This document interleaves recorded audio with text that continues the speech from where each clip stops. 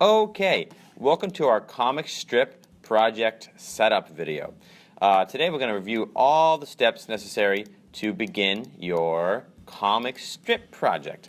Okay, so if we see here, I have three files that I'm going to reference: the comicoutline.png, the speech bubble, and the man shrugging.png. All three of these files can be found in the comic strip posts in the Google Classroom. Okay? I happen to have them on my desktop, but you might have them in your downloads folder because you've downloaded them. Either way, here are the files that we're going to use for this video. So, step number one, of course, would be to download the comic strip template and the pictures that you need, and then we're going to hold control on the template and open it up in GIMP. So, if we hold control, we click on our comic strip template, open with, and then would you look at that, here are the programs we can use, and of course we are using GIMP. Now while it's loading, okay. I was going to tell a joke, but it's loading so fast. Coincidentally, now it looks like I could have told a joke, but I don't know if it's going to end, so there's no time to tell a joke now. Okay, there it is. And would you look at this, here we have our comic strip template. Now, let's review a few things. Here we have one layer. As you can see, it's labeled comicoutline.png, and in our history, we've done nothing so far. Let's take a look at our directions. Number 3, do we understand our layer options? Now let's just review our layer options. Here on our Layers tab, which of course is the 3 white pieces of paper, we have all these options right here. Now, if you see, 2 of them are not highlighted, 3 of them are not highlighted, but we'll talk about that in 1 second. Now, if we have the white piece of paper, as we can see, this is to create a new layer and add it to the image. For example, if we click on it, create a new layer, and it would do this. See if we created a new layer now. We're not going to do that, but that's what it does. A new layer folder, which is something, or a layer group, which is something that we're never really going to really use or have a purpose for. Here we have move layer up, move layer down, but as you can see, we don't have any other layers, so we can't adjust the ordering of the layers. But we will talk about that in one more moment. And the duplicate layer. Here's something that's very, very important that I think you've already touched upon with your 3D text. But if we duplicate the layer, if we click, we then have 2. So let's go back 1 step. And of course, the famous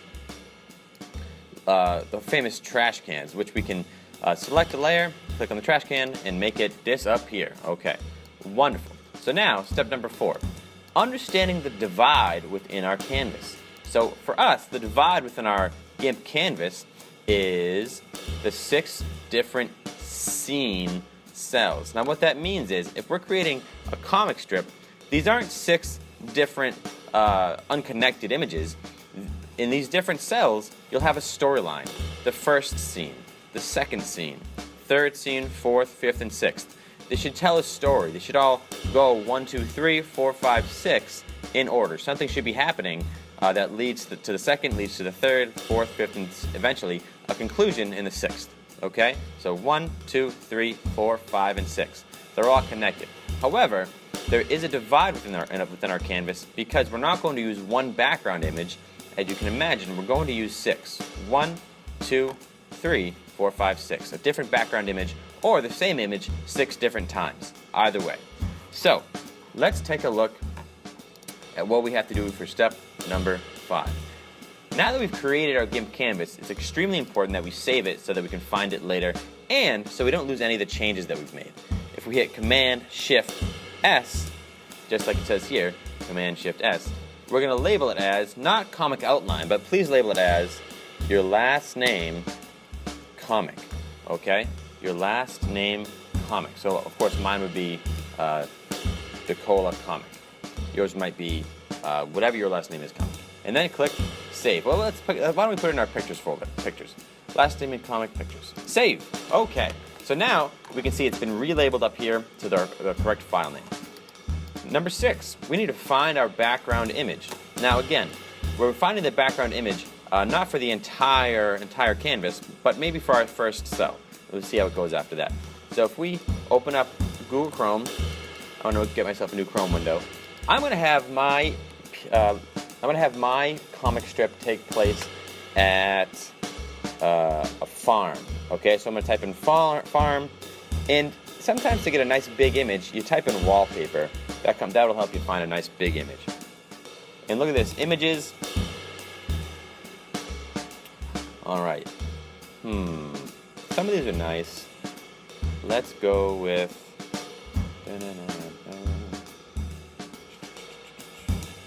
Oh, I like this one. Okay. We click. Now, if you notice, you have to click on the image to get it to this black screen first. And then you can drag to your desktop, /downloads. I'm going to drag to my desktop. And then drag it into GIMP. Okay? Do not just click and drag right to GIMP. You have to drag it somewhere first, desktop or downloads, and then drag it into your GIMP canvas. Okay? So, if we have our image right here, the one we want, we click, we drag to our desktop. You can see here now, here's our image. I'm actually going to relabel it Farm B-Ground. Of course, B-Ground would be background in this situation. Farm B-Ground. And then I'm going to drag it into my canvas. Now that's actually kind of small, but it might work out for the size of our cells. So if you see here, once you drag it in, you need to be reminded, all internet images must be scaled. So we're going to scale to the size of our first scene cell, which, as you can be reminded, is this right here, okay? Scale to the size of our first scene cell. Now let's move our directions. If we grab our scale tool, okay, which of course is right here, the box with the arrow, we click on our image. Let us scale it to about what looks right, and we can always adjust after. Scale. It might be a little big, but we can adjust. Now, let's see. Oh, let's actually add one here. Move to desired cell with the move tool. So of course our move tool here is these 4 blue arrows. Right here, 4 blue arrows, move tool. We're going to drag it to our first cell. Now, as you can see, I did make it too big. And it's a little blurry, so I might not eventually keep this image, but for the intent and the purpose of the video, we're going to keep rolling. So if we click back on our, and I've chosen the scale tool, click back on our image, we're just going to make it a little smaller so that it's the right size, and click scale. How's that? Okay. Now as you can see, it doesn't go into the next cell at any point, but it is now on top of our outline. Okay? Let's talk one more moment about how we adjust the layering of our layers. Okay? So step number 9 will be reorder your layers. Comic strip template on top. Okay? So you want these black lines of your comic strip template, you want the comic outline to be on top. So if we select the comic outline, click on our green arrow, we can see that it is now on top of our farm background. And if we look here, okay, and I'll undo that, if we look here, as I click this, it puts the black lines on top of our background, okay? Now, we just did a lot of steps. It's always important that once you have done something that you want to keep, you have to hit Command S. We don't have to hit Command Shift S this time, just Command S. And if we see here, I hit Command S, image saved to users, Andrew DeCola, pictures, dominated, etc. Okay, awesome. So now that we've saved, it's time to drag in our example person. Again, you should have downloaded this example person from your classroom post, okay? So here's our example person. We drag him in. He's obviously pretty big. What do we have to do? Say it with me, scale! We need to scale our individual. So if we scale him down to be the right size, something along, and again, you eyeball it at first, then you can adjust later. Let's move him up where he's got to be. Scale. Now, the size of your individual depends on how big you want his speech bubble eventually to be, how many people you want in that cell. So maybe if I'm going to put the speech bubble in there, I might want him a little smaller. Okay. So now, if we look, we've scaled to our desired size, we've moved to the locate, or moved right into the correct cell. Now we need to drag in our example word bubble, okay? Now, here, here is our example word bubble, of course, on our desktop. Drag it in. Now, goodness gracious, this is large. Let us talk for a minute, okay? Once we have our word bubble in, we want to make sure that we bucket fill the inside with white, okay? As you can see here, by default, the inside of your word bubble is not white. You want to make it white so that you can see the text, okay? So if we grab our bucket fill, we don't want black, so let's flip our colors around. We do want white. We click in the middle, bucket fill, white. It'll turn out white right here. And look at that. It is perfect now. At this point, we obviously want to change the size, okay? We obviously want to change the size. So if we scale, scale. It's changing the sizes. Now you want to keep an eye. You see you have about this much space. This might be a little bit too big still. That looks like it should fit in. Okay. We can double check. Maybe a little bit too big. Scale. Now we see it doesn't exactly line up with his face. Okay, but we can adjust that in a second. So at this point, you want to zoom into the word bubble. Actually, you know what? Let's rotate it first. Rotate word bubble to correct location. Now, the rotate tool works just like the other tools, where as we can see here, this blue rotate tool, okay, it's right next to the what looks like the crop tool. This blue rotate tool, we're going to click on our speech bubble, and then we're simply just going to click and drag so it lines up. Move it as you need. Click and drag so it lines up with his face. There you go. Maybe use the move tool to relocate a little bit. And there it is. Okay, so back to our directions. It's time to zoom into the word bubble. Okay, we're going to zoom into our word bubble. Of course, the magnifying glass zoom tool.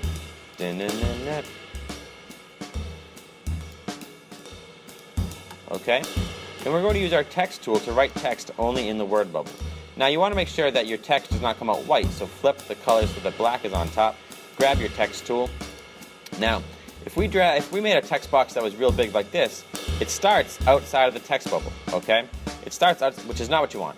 You want it inside your text bubble, okay? Inside your text bubble with all four corners.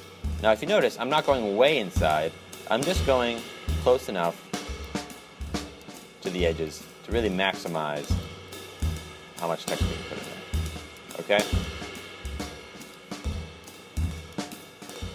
Now, at this point, the size 18 might be a little large. Why don't we make it size 10 and see how it goes? Now, our fellow is going to be saying,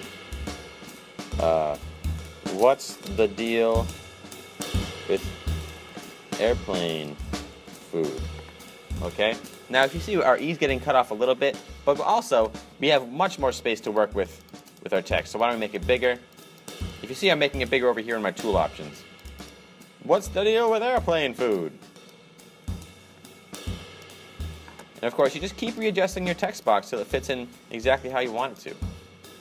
You're in complete control of how your text appears within the text box. Now, if you notice, our text is black. It's very, very legible. It fits completely in our text bubble, and there's no overlap with the black text and the black rim of the speech bubble. Okay? You don't want it to go outside the speech bubble, but you also don't want it to cover up any of the black, because then you lose some of your letters. Now, if you want, you can change the font. Okay? It's up to you. The default font in this situation is okay. So if we grab our zoom tool again, click on zoom out over here, and look at that, ladies and gents. We have our fella, a speech bubble, and text on top of the speech bubble, okay? But if you recall, I said to always have your comic outline layer all the way at the top. So if you see, I dragged it, but you can also use your green arrows to move it up, okay? What do we have now? Use text tool to text. Okay, we did that. Command S. Let's make sure that we save. Command S. It says image saved again down here.